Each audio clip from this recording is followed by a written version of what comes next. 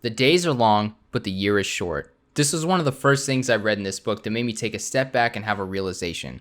It made me think of my day to day and the time I spend doing things. Mondays always seem to suck for people, and they're long and boring and an end of the weekend, but can you remember every Monday you went through this year? If I thought about every Monday this year, I would be convinced that there were only 16 Mondays, but the number is closer to 37 as of recording this video.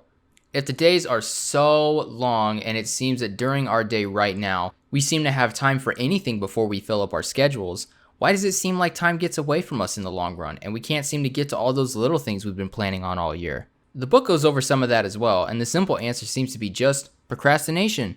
Lee Michaels, author of more than 80 romance novels, once said that waiting for inspiration is like waiting at the airport for a train. Conditions to produce one's craft, or to get that one thing done around the house, are rarely ideal, and waiting for everything to be perfect is almost always an exercise in procrastination. I think that this is said beautifully. It's obviously more in the realm of talking to creatives who wait for the perfect moment in order to produce, but I think the same thing can be applied elsewhere as well. If that one thing is only going to take you 4 minutes to complete, then why are you going to put it off just to think about it once or twice a week for a year before it gets done? Or, if you're writing a screenplay, why wait for the perfect idea when you could just show up and write until either the idea comes, or you end up crafting some other idea that's just as good out of your efforts of searching?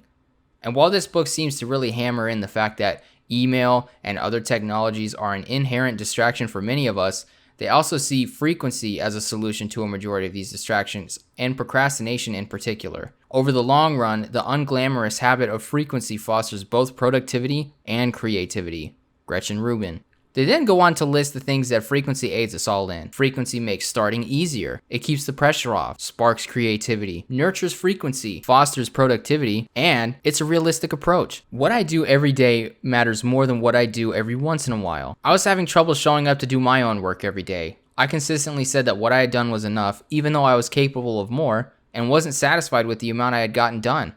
But I just wanted so bad to just be able to be irresponsible to the things I want for myself and just waste the precious time I have to myself in the morning to just play games or to just feel like I already had the freedom that I'm striving for.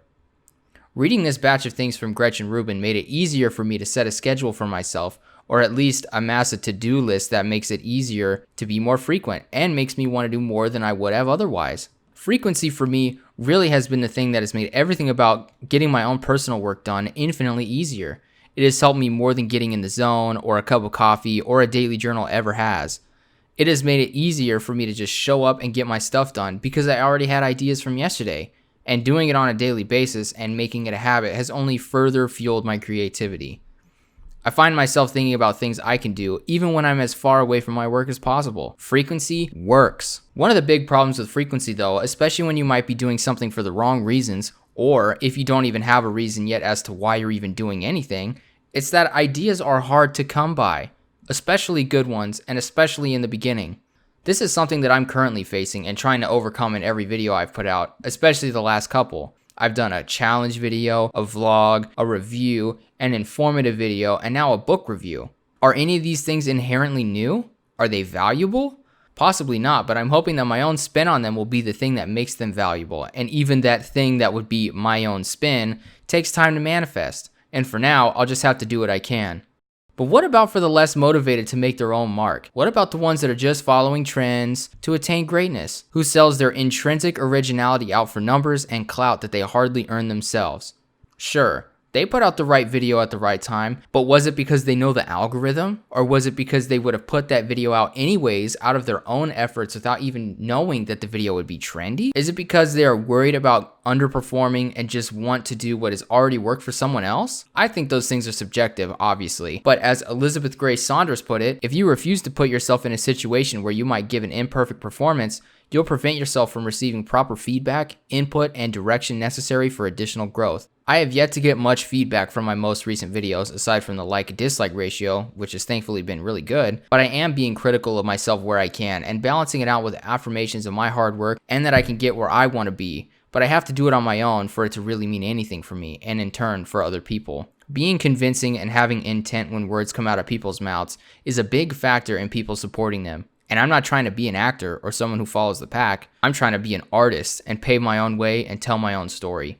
I would recommend anyone in a creative field or anyone pondering going into one to read this and get a grasp of what it might take or what to avoid when just starting out. Creative blocks and bullshit tribulations are just par for the course of being creative and doing things for yourself. And in the wise words of Stephen Pressfield, is this a path you want to travel? Did someone say it was easy? Do you have a choice?